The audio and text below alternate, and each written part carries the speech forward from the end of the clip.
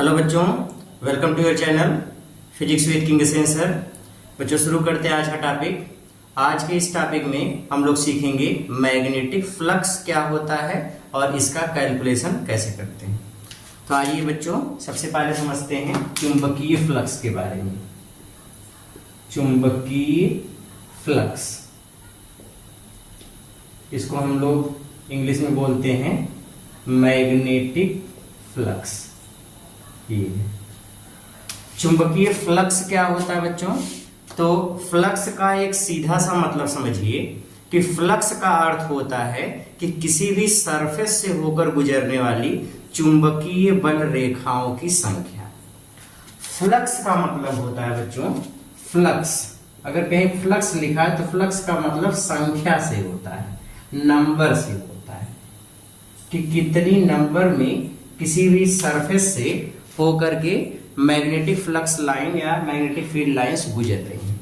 जैसे मान लीजिए कि किसी स्थान पे एक मैग्नेटिक फील्ड बना हुआ है, ये मैग्नेटिक फील्ड है, और इस मैग्नेटिक फील्ड में कोई एक एरिया हमने रख दिया और एरिया को ऐसे रख दिया कि ये एरिया के साथ या एरिया के परपेंडिकुलर ये मैग्नेटिक फील्ड लाइंस जा रही हैं। तो इस सरफेस के परपेंडिकुलर जितनी चुंबकीय बल रेखाएं गुजरेंगी उनकी संख्या को ही मैग्नेटिक फ्लक्स बोलेंगे। जैसे यहाँ पे चुंबकीय फ्लक्स की संख्या कितनी हो गई? तो 1 2 3 4 चार चुंबकीय बल रेखाएं गुजर रही हैं, इसलिए फ्लक्स कितना होगा? 4। क्लियर हुआ? तो हम लोग इसको ऐसे डिफाइन करेंगे कि चुंबकीय फ्लक्स किसे कहते हैं। तो आंसर है कि किसी स्थान पर चुंबकीय क्षेत्र में स्थित किसी चुंबकीय क्षेत्र में स्थित किसी काल्पनिक तल के अभिलंबवत गुजरने वाली चुंबकीय बल रेखाओं की संख्या को चुंबकीय फ्लक्स कहते हैं। आ जाइए इसकी डेफिनेशन लिख लेते हैं। मैग्नेटिक फ्लक्स क्या होता है? तो आंसर है किसी चुंबकीय क्षेत्र में स्थित चुंबकीय क्षेत्र में स्थित किसी काल्पनिक तल के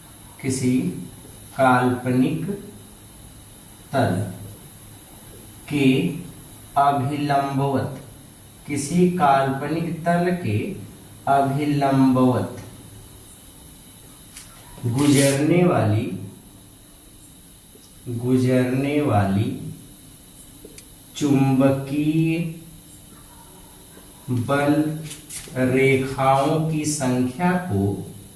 बल रेखाओं की संख्या को चुंबकीय फ्लक्स कहते हैं।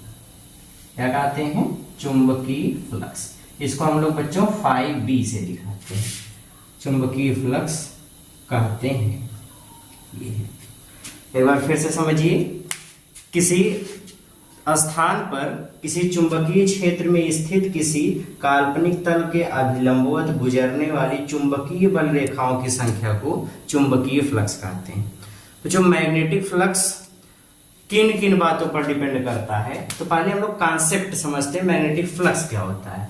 अभी जैसा कि हमने बताया, फ्लक्स क्या होता है? किसी सरफेस के परपेंडिकुलर गुजरने वाली मैग्नेटिक फील्ड लाइंस की संख्या, चुंबकीय बल रेखाओं की संख्या। डेफिनेशन नोट कर लिया? गुड, मिटा देते हैं इसको। अब देखिए, जैसे हमने कहा चुंबकीय फ्लक्स, तो बच्चों फ्लक्स कैसे निकालते हैं? पहले फ्लक्स का अर्थ हुआ, जैसे मान लो कि यहाँ पे कोई मैग्नेटिक फील्ड बना हुआ है, इस मैग्नेटिक फील्ड में कोई एक एरिया रखा गया है, इस एरिया के परपेंडिकुलर या इस एरिया से होकर के गुजरने वाली चुंबकीय बल रेखाएं कितनी है? तो 1 2 चुंबकीय बल रेखाएं गुजरी, इसलिए फ्लक्स हो गया 2। क्या वे फ्लक्स कितना हुआ? 2। किसी तल से जितनी चुंबकीय बल रेखाएं गुजरती हैं वही वहां पे चुंबकीय फ्लक्स या मैग्नेटिक फ्लक्स होता है। चलिए ये तो ठीक है। अब रही बात कि चुंबकीय फ्लक्स किन किन बातों पर निर्भर करता है। तो बच्चों देखो, अभी हमने बताया कि जितनी चुंबकीय बल रेखाएं गुजरती हैं वही चुंबकीय फ्लक्स होता है। तो अब देखो, चुंबकीय बल रेखाएं ज्यादा कब गुजरेंगी, तो ये 2 बातों पर डिपेंड करता है। पहला, स्ट्रेंथ ऑफ मैग्नेटिक फील्ड, कि किसी स्थान पर चुंबकीय क्षेत्र की प्रबलता कितनी है। एग्जाम्पल के लिए जैसे मान लीजिए कि कहीं पर चुंबकीय क्षेत्र बहुत प्रबल है, स्ट्रांग मैग्नेटिक फील्ड है, बी स्ट्रांग है। अब अगर चुंबकीय क्षेत्र प्रबल होता है तो चुंबकीय बल रेखाएं पास पास होती है, ये पहचान है। अब अगर यहाँ पे मान लीजिए कोई एरिया है, कोई सरफेस रखा गया, तो इस सरफेस से होकर गुजरने वाली परपेंडिकुलर जो मैग्नेटिक फील्ड लाइंस है उनकी संख्या काफी है, तो यहाँ पे फ्लक्स ज्यादा होगा। मतलब 5b की वैल्यू डिपेंड करता है मैग्नेटिक फील्ड की स्ट्रेंथ पे, कि मैग्नेटिक फील्ड वहां पे कितना स्ट्रांग है, इस बात पर डिपेंड करता है। तो बच्चों चुंबकीय फ्लक्स चुंबकीय क्षेत्र की तीव्रता पर निर्भर करता है। जैसे मान लीजिए अगर चुंबकीय क्षेत्र कमजोर होगा तो वहां पर होकर गुजरने वाली चुंबकीय बल रेखाओं की संख्या कम होगी। एरिया इतना बड़ा उतना बड़ा एरिया यहाँ पर भी सपोज ले लिया, लेकिन यहाँ मैग्नेटिक फील्ड वीक है, वीक मैग्नेटिक फील्ड की क्या पहचान है, तो मैग्नेटिक फील्ड लाइंस दूर दूर होंगी, तो यहाँ पे दूर दूर होंगी तो कम चुंबकीय बल रेखाएं गुजरी, कम चुंबकीय बल रेखाएं गुजरी तो फ्लक्स कम होगा, तो यहाँ पे बोलेंगे कि यहाँ पे फ्लक्स की वैल्यू कम होगी। तो 5b की वैल्यू डिपेंड करता है उस स्थान पे मैग्नेटिक फील्ड कितना है। मैग्नेटिक फील्ड स्ट्रांग होगा तो चुंबकीय बल रेखाएं पास पास होंगी, तो फ्लक्स ज्यादा गुजरेगा तो 5b ज्यादा होगा। अब अगर मैग्नेटिक फील्ड वीक होगा तो चुंबकीय बल रेखाएं दूर दूर होंगी, चुंबकीय बल रेखाएं दूर दूर होंगी तो उस तल से होकर गुजरने वाली चुंबकीय बल रेखाओं की संख्या कम हो जाएगी, मींस फ्लक्स कम हो जाएगा। तो b ज्यादा होने से फ्लक्स बढ़ गया, b कम होने से फ्लक्स घट गया। दैट मींस फ्लक्स डिपेंड करता है मैग्नेटिक फील्ड की इंटेंसिटी पर या मैग्नेटिक फील्ड की स्ट्रेंथ पर। ओके, दूसरी चीज ये है बच्चों, मैग्नेटिक फील्ड डिपेंड करता है एरिया पर। 5b डिपेंड करता है एरिया पर। अगर मान लो हमने छोटा सा एरिया ले लिया, तो छोटा सा एरिया लिया, यहाँ पे छोटा एरिया लिया, इस एरिया से खाली 2 चुंबकीय बल रेखाएं गुजर रही हैं, तो फ्लक्स कितना होगा 2। हमने एरिया बड़ा कर दिया और बड़ा एरिया ले लिया, बड़ा एरिया ले लिया, अब देखो 1 2 3 4 5 6 7 चुंबकीय बल रेखाएं गुजर गई, तो फ्लक्स हो गया 7। तो छोटा एरिया लेंगे तो कम लाइन गुजरेगी तो फ्लक्स कम, बड़ा एरिया ले लेंगे तो ज्यादा लाइन गुजरेगी, फ्लक्स ज्यादा। क्लियर हो गया?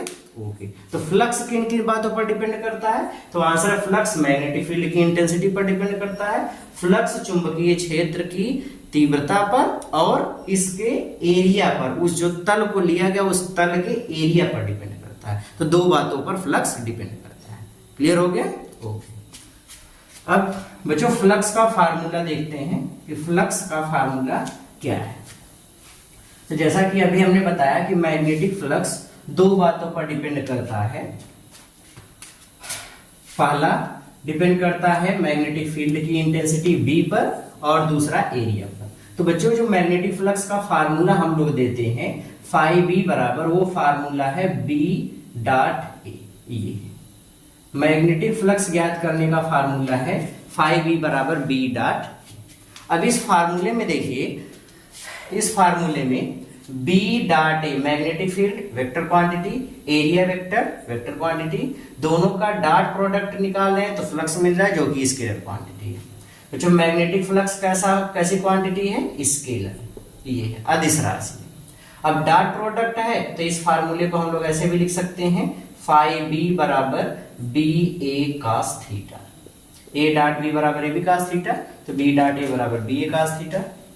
What is theta here? तो हम यहाँ पे बता सकते हैं theta is angle between magnetic field vector and area vector. Theta क्या बच्चों? तो थीटा मैग्नेटिक फील्ड वेक्टर और एरिया वेक्टर के बीच का एंगल है। क्लियर हो गया? ओके। अब देखते हैं बच्चों फ्लक्स की कैलकुलेशन कैसे करेंगे। फ्लक्स की कैलकुलेशन कैसे करेंगे बच्चों? सबसे इंपॉर्टेंट चीज एरिया वेक्टर को याद करना है, एरिया वेक्टर की डायरेक्शन को समझना है। फ्लक्स के कैलकुलेशन में जिस स्टूडेंट ने एरिया वेक्टर की डायरेक्शन से मैग्नेटिक फील्ड की डायरेक्शन के बीच का एंगल निकाल लिया, वो उसका क्वेश्चन सही होगा, और अगर यही एंगल आप नहीं फाइंड कर पाए तो वो गलत होगा। बच्चों जैसा कि हम लोग इलेक्ट्रिक फ्लक्स वाले चैप्टर में ये पढ़ चुके थे कि एरिया वेक्टर की डायरेक्शन हमेशा सरफेस के परपेंडिकुलर आउटवर्ड होती है। अगर मैं बात करूं 2D प्लेन की, जैसे मान लीजिए कि कोई एक रेक्टेंगुलर लैमिना है, या कोई मान लीजिए कि आयताकार पटल या स्क्वायर लैमिना है, 2D सरफेस है, तो 2D सरफेस के लिए जो एरिया वेक्टर होता है ये सरफेस के परपेंडिकुलर आउटवर्ड, ये इसका एरिया वेक्टर है। अब इसका एरिया वेक्टर इधर भी हो सकता है और इसका एरिया वेक्टर इधर भी हो सकता है, तो इसके दोनों डायरेक्शन पॉसिबल है। लेकिन अगर मैं यहीं पे बात करूं किसी 3D सरफेस की, तो 3D सरफेस जैसे मान लो हमने एक क्यूब ले लिया, तो अगर मैं क्यूब के इस वाली साइड को पकड़ करके चलूं, इस वाले सरफेस को, तो इस सरफेस की जो खाली बाहर वाली डायरेक्शन होगी एरिया वेक्टर की, वही अलाउड होगी। एरिया वेक्टर की हमेशा आउटवर्ड वाली डायरेक्शन अलाउड होती है, अंदर की तरफ वाली नहीं। इसमें भी दो डायरेक्शन बनेंगी, एक बाहर एक अंदर, लेकिन अंदर की तरफ वाला एरिया वेक्टर की डायरेक्शन इज नॉट अलाउड, खाली हम लोग बाहर वाली डायरेक्शन को लेंगे। तो 3D सरफेस में एरिया वेक्टर की डायरेक्शन हमेशा वो ली जाती है जो सरफेस के परपेंडिकुलर आउटवर्ड होती है, जो सरफेस के अंदर की तरफ होगी वो वाली direction is not allowed. Clear हो गया? ओके, तो ये चीज होता है। अच्छा, फ्लक्स का मान अब हम लोग कैलकुलेट कैसे करेंगे? आज ये कुछ एग्जांपल देखते हैं बच्चों कि फ्लक्स कैलकुलेट कैसे करते हैं। पहले एकदम सिंपल सा क्वेश्चन, जैसे मान लो बच्चों कि हमको यहाँ पे पहला क्वेश्चन लेते हैं। जैसे मान लीजिए हमको ये दे दिया कि कोई एक, सपोज यहाँ पर एक सर्कुलर कोई एक डिस्क है, इसकी रेडियस है r। ये एक मैग्नेटिक फील्ड में रखा गया है, जो मैग्नेटिक फील्ड इसके सरफेस के साथ इसके तल से, मैग्नेटिक फील्ड इसके सरफेस से 30 डिग्री एंगल बना रही है। कितनी बना रही है? 30 डिग्री। आपसे बोल दिया find magnetic flux, find magnetic flux φb, ये मैग्नेटिक फील्ड है b। ये अब सवाल कैसे लगाओगे? तो बच्चों क्वेश्चन को लगाने से पहले आप मैग्नेटिक फ्लक्स का फार्मूला अच्छे से सोचो। मैग्नेटिक फ्लक्स में हमने पढ़ा φb बराबर ba cos थीटा। थीटा जो है वो मैग्नेटिक फील्ड वेक्टर और एरिया वेक्टर के बीच का एंगल है। Theta is angle between magnetic field vector and area vector. तो एरिया वेक्टर और मैग्नेटिक फील्ड वेक्टर के बीच का एंगल है, ये आपको याद रखना है। तो यहां पे देखिए हमसे कहा गया कि ये मैग्नेटिक फील्ड जो है इस सरफेस के साथ 30 डिग्री पे है, लेकिन हमको थीटा जो लेना है वो एरिया वेक्टर से एंगल है। तो देखो मैग्नेटिक फील्ड इधर हो गया, ओके। अब अगर इसका एरिया वेक्टर लेते हैं सरफेस के परपेंडिकुलर आउटवर्ड, सरफेस के परपेंडिकुलर सपोज ये है, ये इसका एरिया वेक्टर है। Area vector is always perpendicular to the surface. Surface के साथ ये टोटल एंगल 90 डिग्री है, ये वाला एंगल 30 डिग्री है, तो ये वाला एंगल कितना हो जाएगा? तो आंसर है 60 डिग्री। मैग्नेटिक फील्ड वेक्टर और एरिया वेक्टर के बीच का एंगल होता है थीटा, तो ये मैग्नेटिक फील्ड वेक्टर और एरिया वेक्टर के बीच का एंगल है थीटा, तो थीटा कितना हो गया? 60 डिग्री। अब हम लोग फ्लक्स निकाल सकते हैं। तो फ्लक्स की कैलकुलेशन करेंगे तो कितना आएगा? तो आंसर है φb बराबर, फार्मूला लगा दीजिए ba cos थीटा, ये है। तो φb बराबर, अब φb बराबर वैल्यू पुटअप कर देंगे तो कितना आ जाएगा?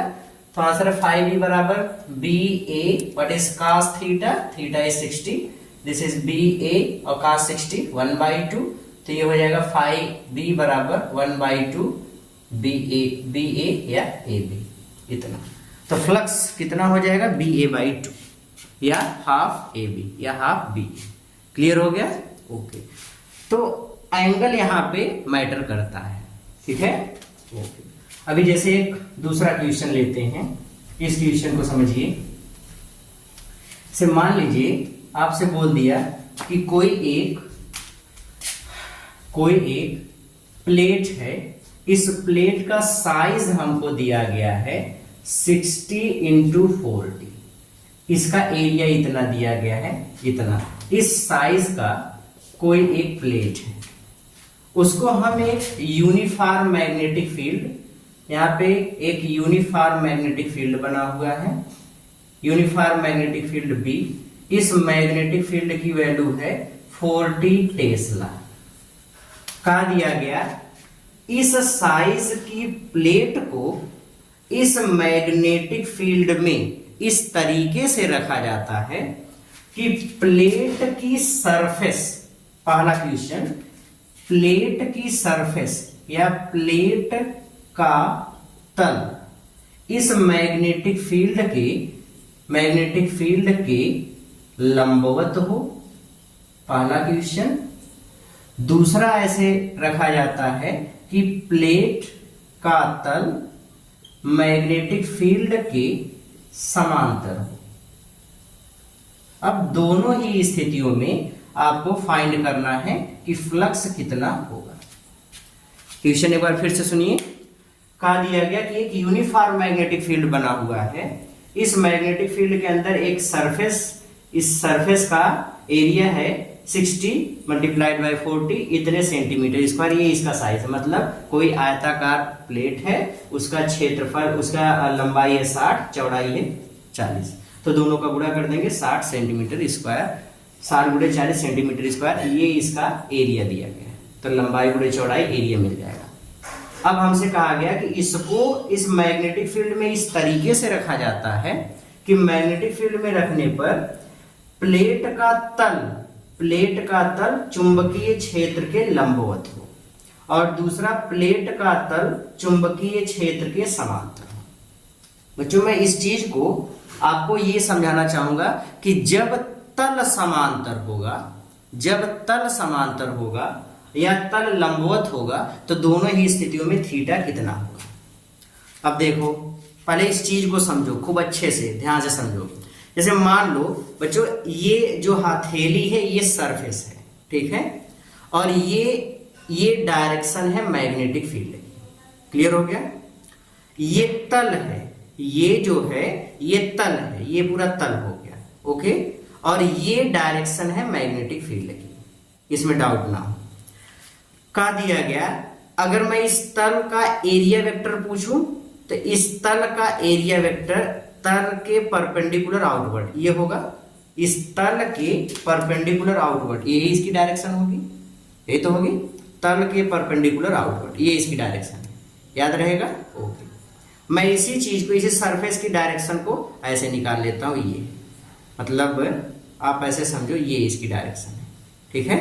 ये तो सरफेस ये, इसका एरिया वेक्टर ये। कहा दिया गया मैग्नेटिक फील्ड, मान लो किसी स्थान पे मैग्नेटिक फील्ड ये है, ओके, तो मैग्नेटिक फील्ड ये है। कहा दिया गया प्लेट का तल मैग्नेटिक फील्ड के लंबवत हो, ये मैग्नेटिक फील्ड है, ये तल है। अब तल के लंबवत ये हो गया, क्लियर हो गया? तल के लंबवत, फिर से देखो, ये तल है और एक मैग्नेटिक फील्ड है, मैग्नेटिक फील्ड ऐसे है, ये मैग्नेटिक फील्ड हो गई, तो ये मैग्नेटिक फील्ड और ये सरफेस, तो दोनों तल के साथ मैग्नेटिक फील्ड कितना एंगल बना रहा है? 90 डिग्री, तो लंबवत हो गया। अच्छा, अब इस तल का एरिया वेक्टर निकालो, तो इस सरफेस का एरिया वेक्टर, तो इस सरफेस के परपेंडिकुलर इधर, तो ए की डायरेक्शन भी इधर, मैग्नेटिक फील्ड की डायरेक्शन भी इधर, तो दोनों की डायरेक्शन सेम, तो थीटा कितना हो गया? 0 डिग्री।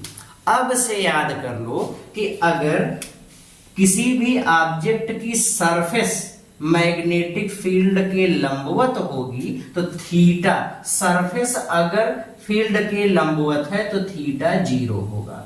क्यों 0 होगा? क्योंकि theta is naught angle between magnetic field and surface, वो सरफेस के बीच के साथ या सरफेस के साथ मैग्नेटिक फील्ड के बीच का एंगल नहीं है, वो एंगल है मैग्नेटिक फील्ड वेक्टर और कौन सा? तो आंसर है एरिया वेक्टर। तो एरिया वेक्टर और मैग्नेटिक फील्ड वेक्टर इनके बीच का एंगल है। क्लियर हो गया? तो कहिए तल के लंबवत चुंबकीय बल रेखाएं हैं, तो ये तल हो गया, इसके लंबवत चुंबकीय बल रेखा ये हो गई, इधर गुजर रही है, तो तल के लंबवत तो सरफेस, इसके लंबवत। हम लोग हमेशा एरिया वेक्टर की कैलकुलेशन करते समय मोस्ट ऑफ केसेस में ये कंसीडर करते हैं, 99% केसेस में एरिया वेक्टर की डायरेक्शन हमेशा उधर ही लेंगे जिस डायरेक्शन में मैग्नेटिक फील्ड होगा। In case of 2D surface, मैं जो बात बोल रहा हूं उसको फिर से सुनो। In case of 2D surface area vector की डायरेक्शन हमेशा उस डायरेक्शन में लेंगे जिस डायरेक्शन में मैग्नेटिक फील्ड होगा। क्लियर हो गया?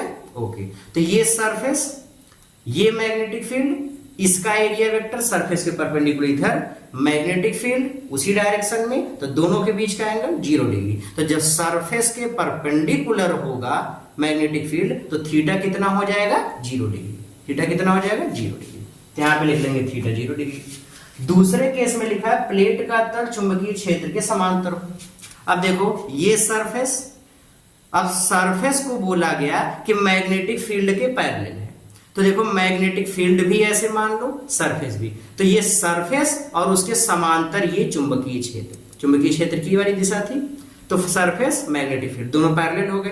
तो अब थीटा कितना होगा? तो एरिया वेक्टर निकालो, एरिया वेक्टर, तो इस सरफेस का एरिया वेक्टर तो इधर होगा परपेंडिकुलर आउटवर्ड, तो एरिया वेक्टर इधर है, ये डायरेक्शन एरिया वेक्टर की, और मैग्नेटिक फील्ड ऐसे है, तो मैग्नेटिक फील्ड इधर, एरिया वेक्टर इधर, तो दोनों के बीच का एंगल 90 डिग्री।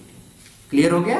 तो जब भी तल चुंबकीय क्षेत्र के समांतर होगा तो थीटा कितना हो जाएगा? 90 डिग्री। ये सवाल हवा हो गया। अब लगा देते हैं सवाल। फ्लक्स ज्ञात करना बच्चों, तो फाई बी बराबर बी ए कास थीटा, पहले वाले केस में, तो फाई बी बराबर what is B? 40 tesla MKS system में है, तो इसको एमकेएस में कन्वर्ट कर लो। 6 चौके 24 00 इंटू 10⁻⁻4 मीटर स्क्वायर, इससे ये कैंसिल होगा 10⁻⁻2, तो 24 इंटू 10⁻⁻2 मीटर स्क्वायर, ये इसका एरिया हो गया।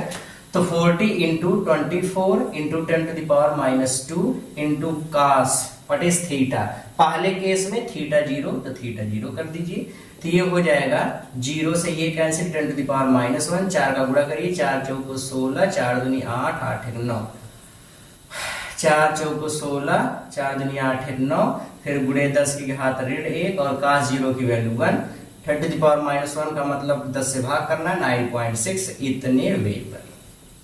ये बच्चों फाई बी की यूनिट क्या होती है या फ्लक्स की यूनिट क्या होती है? वेबर। अभी हम बता देते हैं, यूनिट वगैरह के बारे में भी थोड़ा चर्चा कर लेंगे। तो ये होती है, इतना आएगा फ्लक्स। दूसरे केस में फ्लक्स हमसे पूछा गया, तो फाई बी बराबर बी ए कास थीटा, ये हो गया। What is theta here? 90, तो कास 90 कर लेंगे, तो बी ए कास 90, कास 90 0, तो फ्लक्स कितना हो गया? 0, तो कोई फ्लक्स नहीं मिलेगा। क्लियर हो गया? ओके, तो इस तरीके से फ्लक्स की कैलकुलेशन करेंगे, जल्दी से नोट करिए।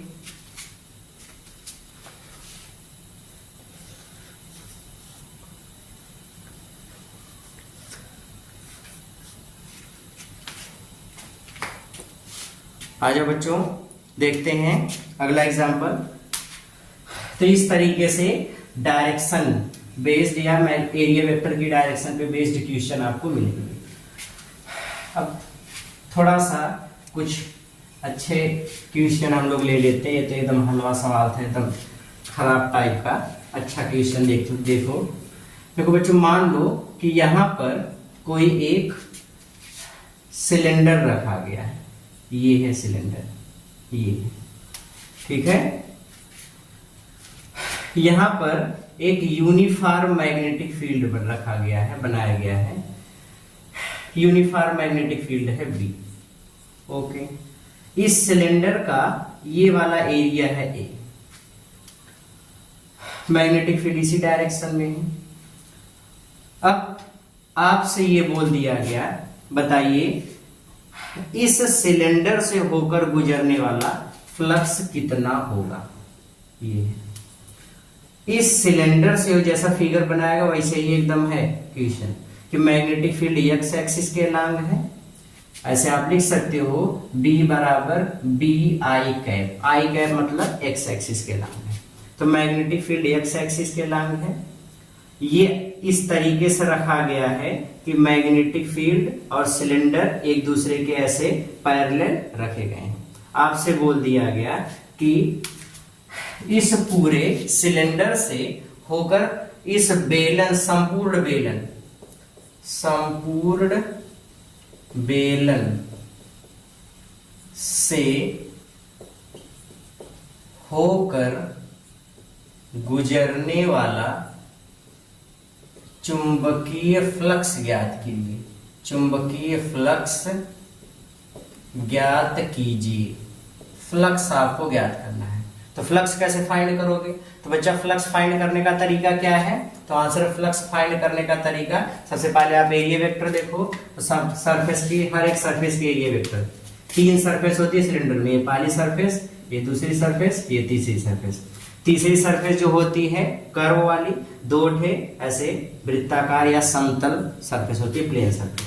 इस सरफेस का आप देखो, ये 3D फिगर हो गया, 3D ऑब्जेक्ट है, तो इसका अंदर की तरफ वाला एरिया वेक्टर की डायरेक्शन नॉट अलाउड। इस वाले दूसरे वाले सरफेस का एरिया वेक्टर इधर ए, इसका एरिया वेक्टर इधर ए, इस वाले कर्व वाले सरफेस का एरिया वेक्टर इधर आएगा, एरिया वेक्टर इधर, मैग्नेटिक फील्ड इधर, तो तीसरी वाले सरफेस के लिए थीटा 90 डिग्री।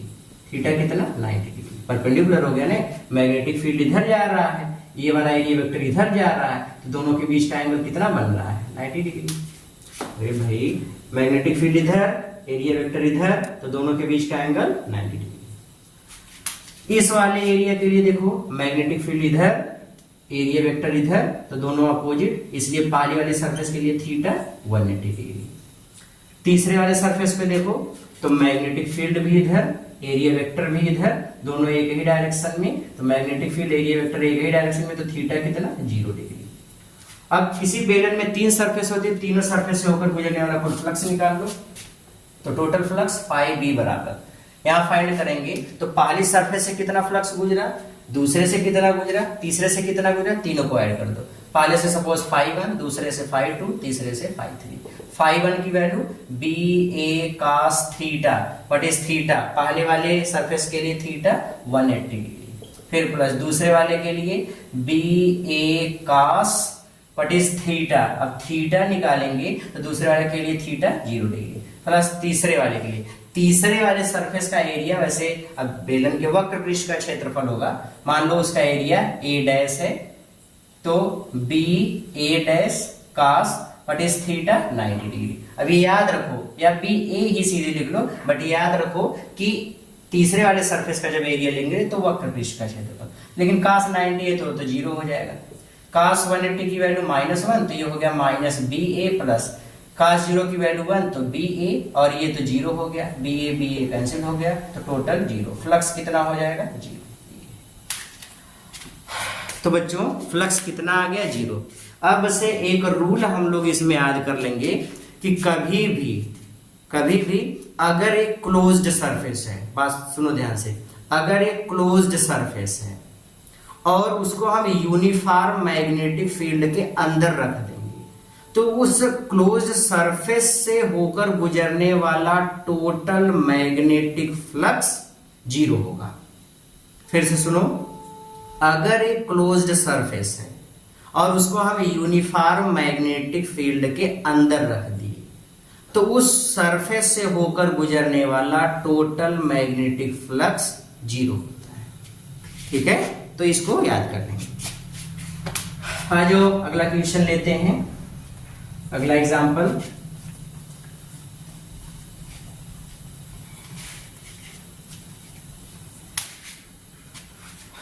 अगला एग्जांपल देखिए, जो मान लो कि इस एग्जांपल में, इस क्वेश्चन में हमसे ये कहा है कि कहीं पर सपोज ये यूनिफॉर्म मैग्नेटिक फील्ड बना है, मैग्नेटिक फील्ड है B, uniform magnetic field B है, इसमें एक इलेक्ट्रॉन है, ये इसमें ऐसे परपेंडिकुलर इंटर किया, और परपेंडिकुलर इंटर करने के बाद ऐसे सर्कुलर पथ पर गोल गोल ऐसे घूमना शुरू कर दिया, सर्कुलर पथ पे चक्कर लगा रहा है। सर्कुलर पथ पे चक्कर लगाते समय ये एक लूप का निर्माण कर रहा है, इसे बंद रास्ता बना रहा है। बोल दिया गया कि अगर इलेक्ट्रॉन इसमें v वेग से इंटर कर रहा है, इलेक्ट्रॉन का मास m है, तो बताइए इस लूप से होकर गुजरने वाला टोटल मैग्नेटिक फ्लक्स कितना होगा। एक बार फिर से क्वेश्चन को सुनो। क्वेश्चन में ये कहा गया है कि कोई यूनिफॉर्म मैग्नेटिक फील्ड है, ठीक है, तो यूनिफॉर्म मैग्नेटिक फील्ड ये हो गया। इस यूनिफॉर्म मैग्नेटिक फील्ड में कोई एक इलेक्ट्रॉन मैग्नेटिक फील्ड के परपेंडिकुलर इंटर करता है, परपेंडिकुलर आ गया, v वेलोसिटी से इंटर करता है। परपेंडिकुलर इंटर करने के बाद इस मैग्नेटिक फील्ड में ऐसे सर्कुलर पथ पर गोल गोल ऐसे घूमने लगता है, जिसके कारण एक लूप बनता है। अब मान लो इस लूप की रेडियस है r, इस सर्कुलर पथ की रेडियस है r। आपसे बोल दिया गया कि इस लूप से होकर या इस पथ से कितना चुंबकीय फ्लक्स गुजरेगा, ये आपको फाइंड करना है। तो मैग्नेटिक फ्लक्स कैसे निकालेंगे, इसके लिए हम लोग पहले देखें कि मैग्नेटिक फील्ड की वैल्यू कितनी है, बी कितना है। तो बच्चा एक चीज याद रखो कि जब भी कोई चार्ज पार्टिकल मैग्नेटिक फील्ड के अंदर परपेंडिकुलर मोशन करेगा तो उसका पथ सर्कुलर हो भी जाता है। ये हम लोग इसके पहले वाले चैप्टर में moving charge and magnetic field में एक टॉपिक पढ़े थे कि गतिशील आवेश का चुंबकीय क्षेत्र में पथ ट्रेजेक्टरी कैसे होती है। तो उसमें हम लोग एक टॉपिक पढ़ते हैं ना कि अगर चार्ज पार्टिकल मैग्नेटिक फील्ड की डायरेक्शन में इंटर करता है तो उसका पथ सरल रेखीय होता है, परपेंडिकुलर इंटर करता है तो उसका पथ सर्कुलर हो जाता है, किसी एंगल पे तिरछा अगर जाएगा तो उसका पथ हेलिक्स बन जाता है, कुंडलिनी। तो ऐसे अलग अलग पथ पे जाता है। तो यहाँ पे परपेंडिकुलर इंटर किया, और जब परपेंडिकुलर इंटर करेगा तो चार्ज पार्टिकल जब भी मैग्नेटिक फील्ड में मूव करता है तो उस पर एक फोर्स लगता है जिसको हम लॉरेंज बल कहते हैं। तो यहाँ पे इस इलेक्ट्रॉन पर भी लॉरेंज बल काम करेगा। इस लॉरेंज बल के कारण ही ऐसे सर्कुलर घूमने लगता है। सर्कुलर घूमने के लिए एक सेंट्रीपिटल फोर्स चाहिए। तो यहाँ पे हम लिखेंगे कि सेंट्रीपिटल फोर्स या अभिकेंद्र बल का काम कौन कर रहा है, तो आंसर है यही लॉरेंज बल कर रहा है। लॉरेंज बल यही सेंट्रीपिटल फोर्स का काम कर रहा है। सेंट्रीपिटल फोर्स क्या होता है, इलेक्ट्रॉन पर लगने वाला अभिकेंद्र बल। अभिकेंद्र बल होता है mv²/r। तो r कर लो, इसकी रेडियस है कैपिटल R कर लो। लॉरेंज बल होता है QVB sin theta. What is theta? Theta is angle between velocity and magnetic field vector. तो B और V के बीच का एंगल 90 डिग्री है, लंबवत जा रहा है तो sin 90 कर लो। तो यहाँ पे देखो V से एक थे स्क्वायर मर गया, तो mv/r बराबर QB इंटू साइन 90 की वैल्यू 1 हो गई तो साइन 91 कर लीजिए। यहां से B निकाल लो, इसका इधर Q का इधर भाग हो जाएगा, तो B बराबर mv/qr ये हो गया। तो ये किसका मान आ गया? मैग्नेटिक फील्ड का। हमको निकालना है फ्लक्स। तो जब फ्लक्स निकालेंगे तो फ्लक्स निकालने का तरीका देखो बच्चों कि अब ऐसे समझो कि ये जो ऐसे सर्कुलर घूम रहा है, मैग्नेटिक फील्ड ऐसे है, मैग्नेटिक फील्ड परपेंडिकुलर ऐसे इंटर किया और ऐसे सर्कुलर ये घूम रहा है। फ्लक्स आपको कैलकुलेट करना है। तो फ्लक्स जब निकालोगे तो एरिया वेक्टर, अब फिगर जैसा दिखाएगा वैसा क्वेश्चन को फील करना है। सपोज करो देखो ये मैग्नेटिक फील्ड ऐसे जा रहा था, ये अंगुलियां मैग्नेटिक फील्ड है। चार्ज पार्टिकल इसमें परपेंडिकुलर ऐसे इंटर किया, चार्ज पार्टिकल इसमें परपेंडिकुलर ऐसे इंटर किया, ये वाली उंगली चार्ज है, परपेंडिकुलर इंटर किया और इंटर करते ही ये इसके चारों तरफ ऐसे गोल गोल घूमना शुरू कर दिया। ये इसका पथ कैसा हो गया? सर्कुलर, ऐसे घूम रहा है। और जब सर्कुलर घूम रहा है तो देखो ये लूप बन गया, ठीक है। मैग्नेटिक फील्ड इधर है, इस लूप का एरिया वेक्टर निकालोगे तो सरफेस के परपेंडिकुलर आउटवर्ड उधर है, जिधर मैग्नेटिक फील्ड उधर है एरिया वेक्टर। क्लियर हो गया? तो थीटा कितना होगा? 0 डिग्री, ये आ रहा है। तो यहाँ पे फ्लक्स निकालोगे तो फ्लक्स का फार्मूला फाई बी बराबर बी ए कास 0 कैसे अभी हमने बता दिया।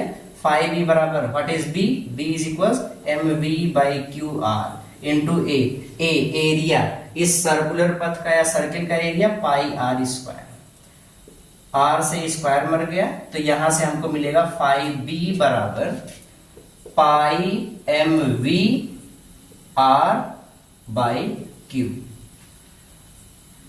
पाई mv/r/q। ये इतना मैग्नेटिक फ्लक्स गुजरेगा। अब यहाँ पे Q के स्थान पे हम इलेक्ट्रॉन भी लिख सकते हैं क्योंकि इलेक्ट्रॉन मोशन कर रहा है, तो phi b बराबर पाई m v r upon e, इतना लिखा जा सकता है। ठीक है, तो बच्चों कितना फ्लक्स गुजरेगा, तो आंसर जो फ्लक्स गुजरेगी उसकी वैल्यू कितनी होगी, पाई m v r by e, इतना फ्लक्स गुजरेगा। क्लियर हो गया?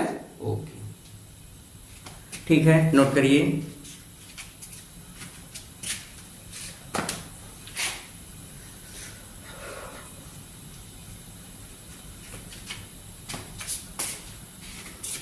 लिख लिए? ओके, तो बच्चों आज के इस वीडियो को हम लोग यहीं पे खत्म करते हैं। मैग्नेटिक फील्ड से और फ्लक्स से रिलेटेड इस चैप्टर जिसका नाम है इलेक्ट्रोमैग्नेटिक इंडक्शन जो हम लोग पढ़ रहे हैं, इस चैप्टर में हम लोग और भी चीजें पढ़ेंगे।